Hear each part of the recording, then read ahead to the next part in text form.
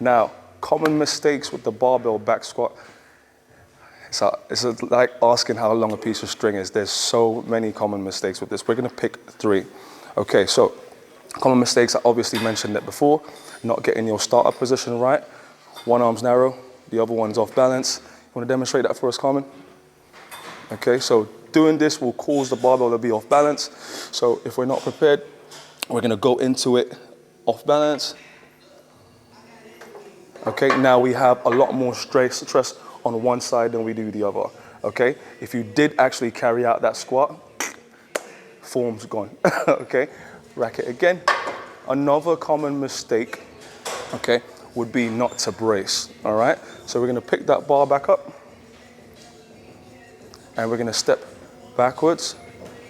So not having an appropriate brace would cause a lot of tension on that lower back, okay? So we're gonna demonstrate a movement where we're not braced. Okay, as you can see, the spine starts to flex a little bit more forward, okay, causing a lot of strain on that lower back, and it's just not an efficient way to do a movement, the barbell back squat, okay? So we're gonna rack it again.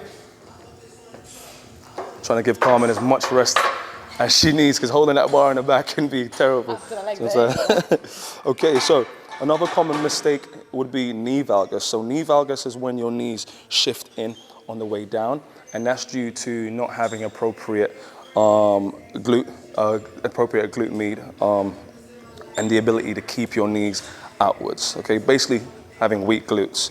So you want to demonstrate a movement when the knees cave in.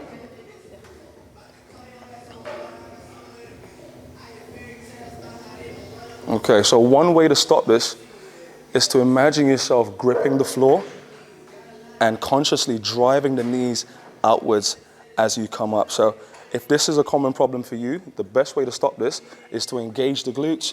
Imagine yourself twisting the floor that way. Perfect. And that just eradicates that problem. If you're not able to get rid of that problem straight away, then there's a few movements that you can find on this channel that will help that. Okay, so depending on what type of squatter you are and depending on your personal mobility, now you will be able to squat either in a narrow position or with your feet slightly outwards. Okay, after doing your mobility checks, you will be able to justify what position you can do. Okay, so me personally, I need a slight angle with my squats to be able to get that range of motion I need to drop down into that proper movement without the heels coming up. Now, if you're an individual that when your toes are facing forwards, your heels come up off the floor, that can be due to a restricted range of motion and restricted ankle mobility. Okay, now what you can do to help that is by placing a plate behind your heel, which will keep you in a position where your heels don't raise off the floor and you're able to get much more of a drive from your knees, okay? All right, so what you want to do is make sure your knees are slightly driven over your toes, not massively where there's too much torque in the knees, because remember, there still has to be a shift in the hip, and just keep that stability. Grab the floor, make sure the glutes are activated, knees go slightly over the pinky, not the big toe, and drive straight back up. Okay, so some of the common mistake with the squat is, I would probably say, start also with how you set up the barbell. So you want the barbell to be at a nice height, so you don't need to, when you rack it, you don't need to go over your toes to unlock it, because when you've got weight, it might be a bit tricky.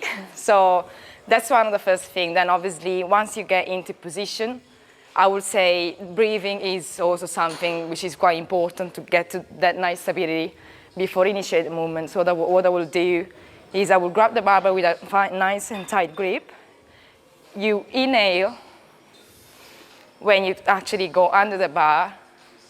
Then you exhale once you step up. You brace the core now. And then when you inhale before going into the downward. So inhale, get a nice inhale. Then you go down by bracing that core.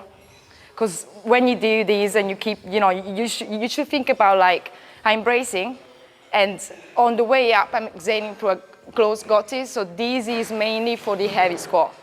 Obviously, the Valsa maneuver is actually great for heavy weights, barbell squats, but it's not recommended for who suffer of high blood pressure because it creates a spike in pressure.